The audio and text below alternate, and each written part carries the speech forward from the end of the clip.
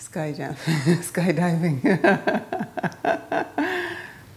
When I turned, well, actually, when I was divorced, and I went through a couple of years of just bitterness and anger and confusion and all that comes with a divorce. And then I said, I need to do something so drastic that would remind me that from this point, I gave up everything. The past was gone, and it was a new day. I was gonna have a new future. And someone said, well, you go up in the sky, and then, and you leave, and then when you drop down, it's a new day. And it did.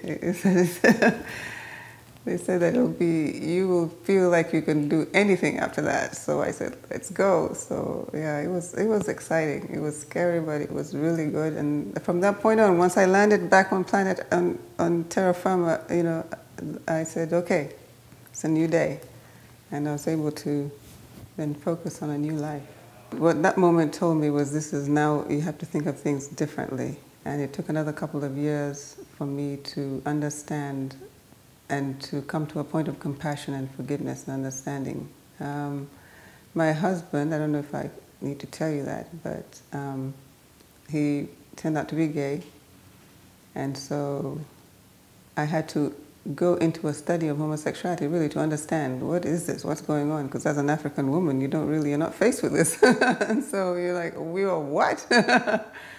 So after I found such a deep pain in his own life and the fact that he's hidden who he was for so long, I felt compassionate. I said, you know what, go live your life. You don't think of what can you do at that point? You tried. You got married because you hoped that it would change, that you'd be somebody different, and that you did the best you could as a husband. And but these things, this is something beyond both of us. So after I was able to give him a place where he was safe enough to share his deepest pain, and for me to be able to see that, I was able to let him go.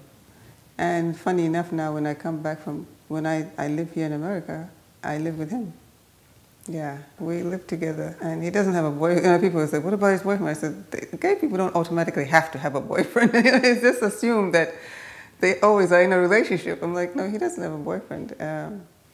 And as long as I live in his house, he said he would never do that because he understands how painful that would be. But he also understands that he's harboring God's fugitive, So he's like, I'm not playing with, with God, because if you're here to do something big and something, to change this nation, then the least I can do is provide you with a safe environment to be able to,